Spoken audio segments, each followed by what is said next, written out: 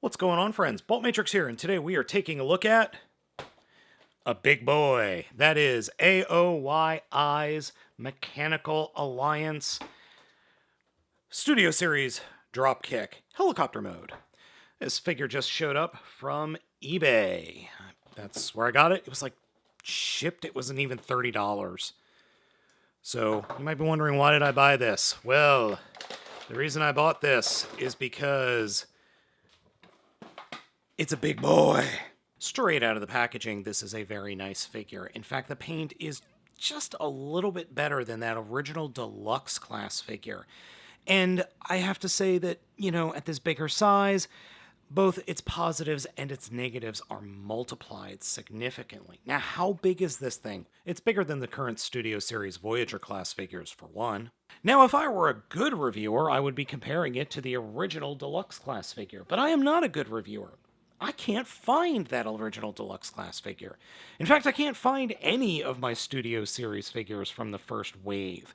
They're probably in a shed somewhere. The only Dropkick figure I've been able to find is the original Bumblebee movie, Engine Go Dropkick. I mean, heck, this AoYI figure is even bigger than that guy.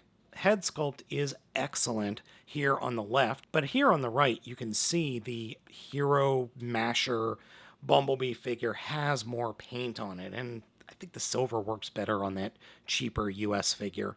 Posability on this knockoff Dropkick is exactly the same as the other one, and all of the good and bad that comes with. Head is on a ball joint. There is a hinge joint in the shoulder, and then a ball joint on the outside of that, swivel joint at the elbow. No torso articulation, unfortunately, but the legs can kick forward very high and back very high.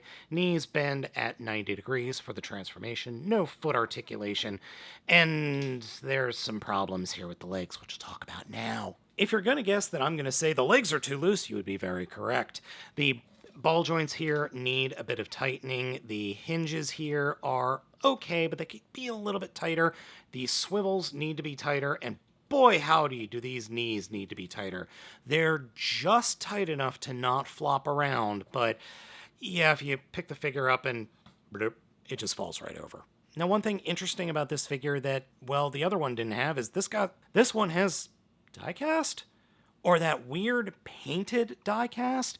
Because there are chunks on this thing that are really heavy. Like, for example, the cockpit up in the chest are cold to the touch. Parts of the legs, especially down here by the feet, cold to the touch. These upper leg parts, cold to the touch. But I don't think it's real die-cast. I think it's that weird, die-cast plating that you could put over plastic. It definitely is heavier than that original deluxe class figure, though. One thing I do want to point out, though, the chest component, or this piece right here, has a tendency to come undone a little easier than I'd like at times. So if you're moving the arm around, sometimes it'll just pop off, and then the arm will disconnect. Yeah, it's annoying, but it's not that big a deal. All right, transformation time. We're going to start with the legs. First, come down to the legs, push the wings on the inside of the legs out. Once those wings are pushed out, come to the back of the legs and fold out the landing struts.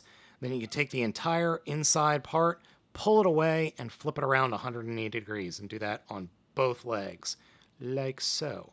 And when we do that, that will then give us clearance to flip the outside of the leg all the way out, like that, and then turn the legs at the thigh swivel 180 degrees. Next, come into the left leg and flip out the minigun, like that.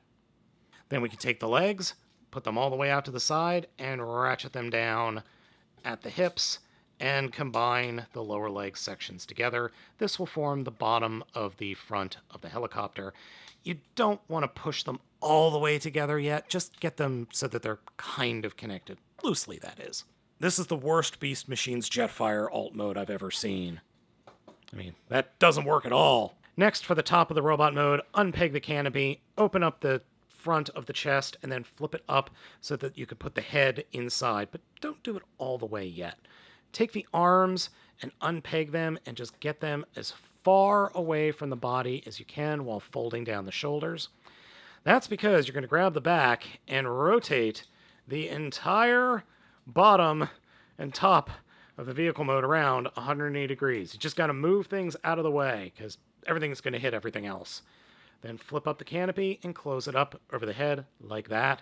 And we can actually then bring the bottom of the vehicle mode up and snap it into place. So we got a chopper, or at least the front part of a chopper. Next, take the rotors, and I like to just move them up and out of the way. We can push them down later.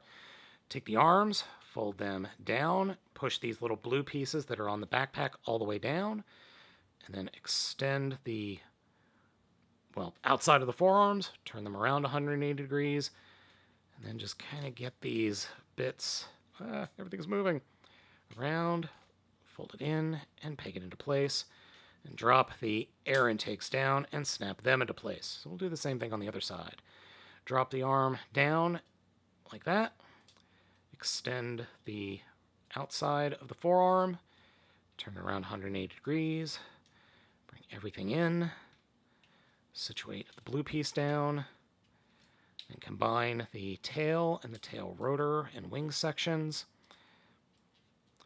and push the air intake down. And if you pop the air intake ball joints off, don't worry, they go right back on. Snap everything into place. Believe it or not, this is the hardest part of the transformation because sometimes, or often, what you have to do is spread the bottom part open and then they will snap in. The last bit of the directions have the rotors sitting back kind of like this, and I'm not a fan of that, so I pull the rotors all the way up. This model of helicopter is known for having moving rotors, so you can actually kind of twist the rotors in an angle. Of course, it doesn't go all the way forward like that, but I just leave it up like this just because.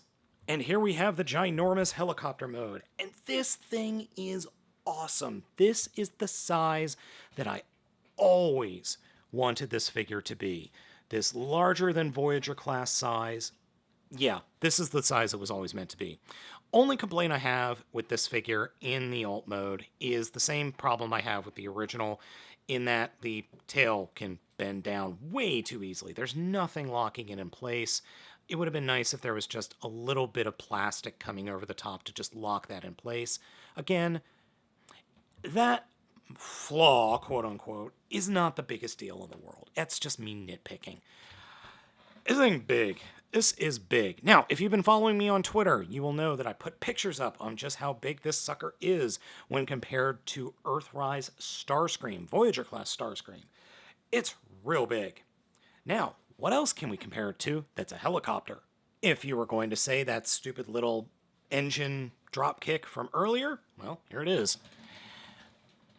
Yep, definitely bigger. Now, it actually does scale. I've seen pictures of this guy online, and it actually does scale a little bit better with Leader Class Blackout from the Studio Series line. Again, can't find any of my Studio Series figures. I'm pretty sure they're in the shed. Based on a very, very poor video that I saw of the original Dropkick compared to this one, the original comes to about that big. So the primary fuselage section. This one's just a lot bigger. Yeah, so I picked this one up on eBay, and it cost me like $25 shipped. You can also follow the link down in the description of this video to sirtoys.com. They also have this guy in stock. Oh, and before we finish, let's go ahead and add the missile pods, just so you can see the full look. Like that. So yeah, that works really well. I'm really, really hoping that whoever made this comes out with a Shatter, because that Shatter figure, or Studio Series Jet Shatter, is phenomenal. It's just too small. If it was the same size as this guy, ooh, yeah, give that to me, baby. So folks, let me know what you think of the figure down in the comments. Be sure to hit those like and subscribe buttons. Be sure to follow the link down in the description to 1, my Patreon, and 2, sirtoys.com to pick up this figure for yourself. Thank you so much for watching. I've been Baltmatrix, and I'll catch you next time.